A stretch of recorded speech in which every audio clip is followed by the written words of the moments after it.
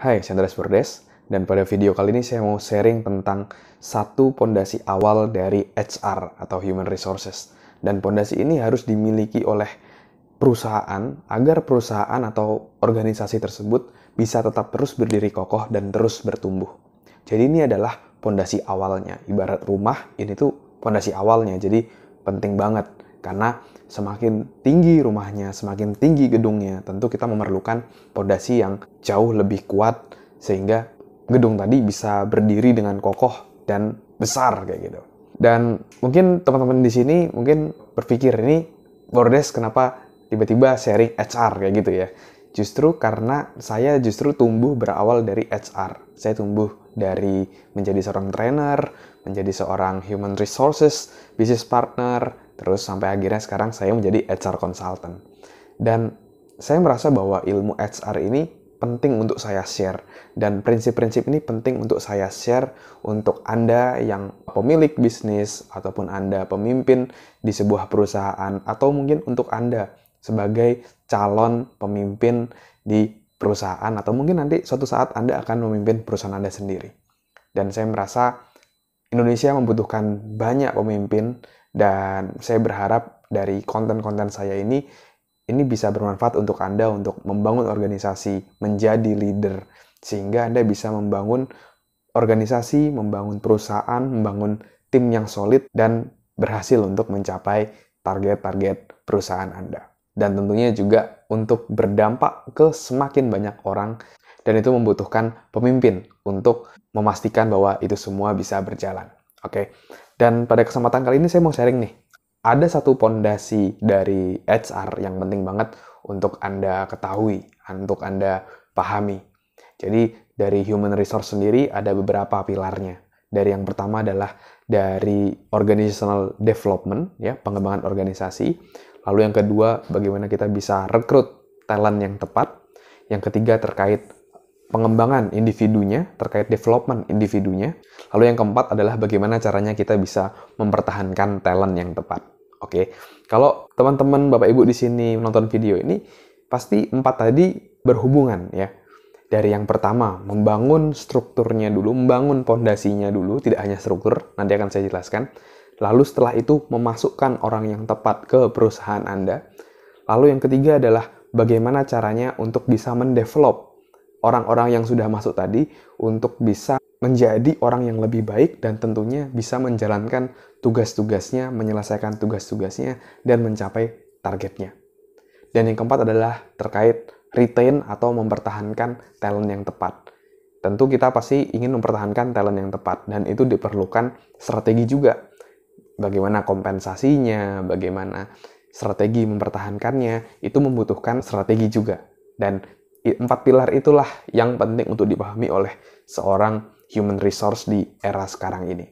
Dan pada kesempatan kali ini saya mau sharing di pilar pertama, yaitu terkait OD atau Organizational Development. Yang saya sampaikan tadi bahwa ini adalah pondasi.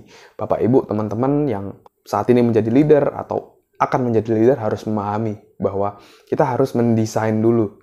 Kita mau organisasi kita tuh seperti apa, tujuannya mau kemana. Baru setelah itu kita mengisi orang-orang untuk masuk ke dalam organisasi kita atau perusahaan kita. Jadi kalau dari OD sendiri, dari yang pertama itu harus jelas dulu visi, misi, value ya. Dari visinya apa, mau kemana kayak gitu ya, misinya apa, dan juga value-nya. Apa nilai-nilai yang dipegang oleh perusahaan untuk dalam menjalankan perusahaan tersebut. Apakah integritas, apakah profesionalitas, dan lain-lainnya seperti itu. Jadi yang pertama tadi adalah visi dan misi, tahu visi ke depan, 5 tahun lagi, 10 tahun lagi mau seperti apa, mimpi besarnya seperti apa. Lalu selanjutnya adalah value-nya, apa nilai-nilainya. Karena gini, karena setiap orang ketika dia masuk ke dalam organisasi, dia pasti memiliki value yang berbeda-beda.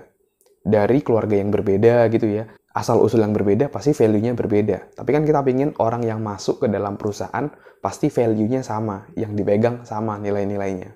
Ibaratnya kayak gini, misalnya ada orang yang berada di rumah, tentu perilakunya akan berbeda dibandingkan orang lain yang berada di tempat ibadah, dan juga pasti akan berbeda perilakunya ketika dia berkumpul bersama teman-temannya. pasti itu semua berbeda kayak gitu. Maka dari itu di perusahaan pun juga penting untuk menentukan apa sih value yang dipegang, sehingga orang ketika masuk value-nya itu sesuai dengan yang sudah distandarkan, yang sudah ditentukan. Oke. Lalu selanjutnya, setelah visi, misi, value jelas, selanjutnya kita mulai memperdetail terkait goal perusahaan. Nah, ini biasanya bisa menggunakan satu yang namanya BSC atau Balance Scorecard. Ya, Balance Scorecard adalah suatu tools di mana kita bisa membuat strategi organisasi menggunakan sudut pandang Balance Scorecard tadi. Secara simpel ya, mungkin ini karena agar video tidak terlalu panjang, mungkin akan saya bahas di video selanjutnya. Jadi pastikan Anda bisa subscribe channel ini agar Anda tidak ketinggalan pembahasan-pembahasan selanjutnya. Dan dari Balance Scorecard itu ada 4 perspektif atau 4 aspek yang harus ditentukan goalnya. Yang pertama adalah dari financial goal, ya. Jadi harus secara jelas, apa sih goal finansialnya? Misalnya contoh, selama setahun ke depan, 2 tahun ke depan, apa goalnya? Lalu yang kedua adalah dari customer goal, ya. Berapa sih customer yang mau kita raih? Atau misalnya dari tingkat kepuasan customer, atau misalnya dari tingkat komplain customer. Jangan sampai lebih dari berapa. Karena finansial tadi dipengaruhi juga oleh kepuasan dari customer kita. Kalau customer kita nggak puas, nggak repeat order, agak sulit juga untuk mencapai goal finansial yang hebat, yang luar biasa. Lalu yang ketiga adalah dari internal business process. Jadi dari proses bisnis di perusahaan kita, itu harus sudah mulai membaik, rapih kayak gitu ya. Jadi sehingga kita bisa memuaskan customer dan juga kita bisa bekerja dengan optimal. Contoh misalnya kalau dari pesawat gitu ya, di pesawat internal business process-nya adalah lama waktunya untuk misalnya contoh membereskan isi dalam pesawat ketika pesawat tadi mendarat. Jadi dihitung nih, pesawat mendarat, nah setelah itu seberapa lama dia membersihkan isi dalam pesawat sebelum penumpang lain masuk untuk terbang ke selanjutnya. Jadi diukur waktunya. Atau misalnya kalau di pelayanan jasa, tadi misalnya setiap orang harus memberikan terapi hanya selama 1 jam. 1 jam harus sudah selesai. Karena ketika waktu yang molor tentu juga akan memakan man hours atau waktu kerja orang tersebut. Nah, jadi apa? Internal business process apa? Business process apa yang dalam perusahaan yang ingin ditingkatkan itu juga dibuat, di set goal-nya. Lalu yang keempat adalah dari learning and growth, ya. Jadi bagaimana orang di dalam perusahaan tersebut itu terus berkembang, itu terus bertumbuh. Dan itu penting juga untuk dibuat target. Apa yang harus dipelajari, kursus apa yang harus diikuti, pelatihan apa yang harus diikuti. Nah, itu juga harus ada goalnya. Buku apa yang harus dibaca juga boleh. Karena gini, karena kita ingin perusahaan kita bertumbuh. Nah, itu berarti orang-orang dalam perusahaan tadi itu juga harus bertumbuh. Karena kita nggak mungkin membuat perusahaan kita bertumbuh, tapi orang dalamnya tidak bertumbuh. Jadi, semuanya harus bertumbuh. Jadi, orang-orang dalamnya harus terus bertumbuh. Learning and growth-nya bagus, dia bertumbuh. Dengan seperti itu, dia akan bisa menjalankan internal business process yang bagus, dan itu akan membuat customer menjadi puas, dan selanjutnya itu akan berdampak pada finansial perusahaan. Jadi 4 perspektif itu atau 4 aspek itu penting untuk bisa dipenuhi, dicapai, sehingga goal perusahaan tadi, visi besar perusahaan tadi bisa tercapai. Oke? Nah, setelah dari balance scorecard tadi, itu dibuat goalnya secara jelas dari key result area, kira-kira apa yang mau ditingkatkan gitu ya. Key result area misalnya dari tingkat konversi. Jadi calon customer harus yang terkonversi, misalnya contoh harus minimal 30%.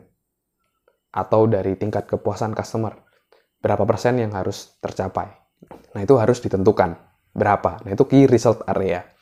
Nah, setelah key result area, diturunkan lagi menjadi satu yang namanya KPI, atau Key Performance Indicator. Ini adalah indikator per individu. Jadi dari goal perusahaan yang besar tadi, strategi perusahaan tadi diturunkan ke individu. Tiap divisi berbeda, misalnya divisi HR, terus sama divisi marketing atau divisi operasional, pasti akan berbeda. Tapi semua itu melakukan hal-hal untuk mencapai target perusahaan. Jadi misalnya di HR, apa KPI-nya? Dia harus merekrut berapa orang.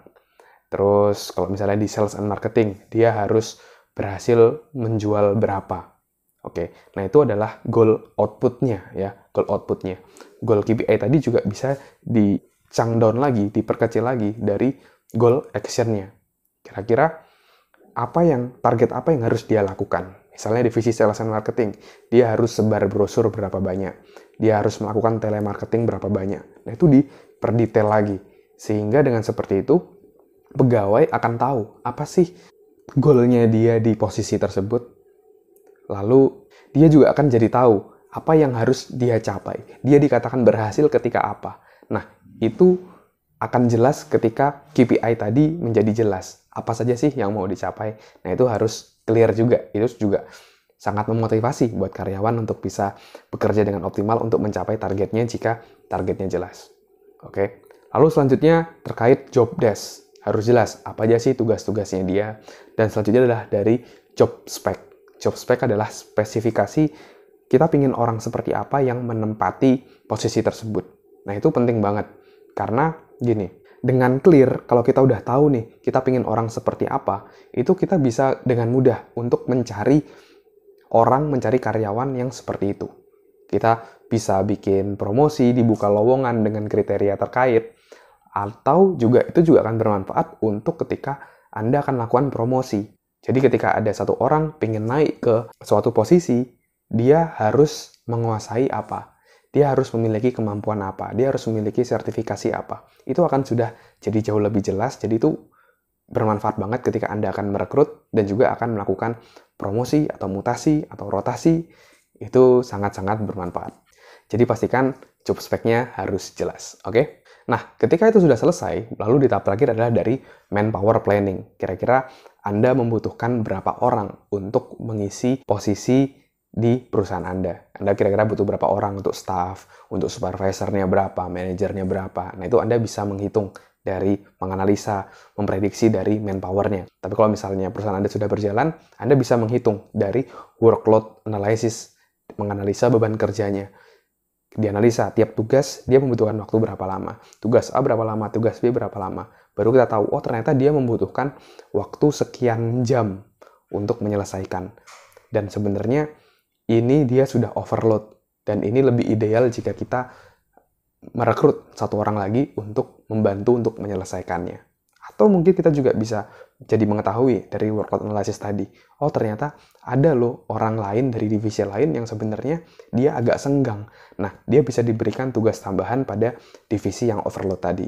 Nah, jadi kita bisa melakukan manpower planning. Dan setelah melakukan manpower planning tadi, kita akan masuk ke pilar yang kedua, yaitu adalah merekrut talent yang tepat. Oke, karena banyak orang yang salah dalam merekrut. Justru bisa menjadi bumerang buat perusahaan tadi sendiri. Maka dari itu kita harus merekrut orang yang tepat.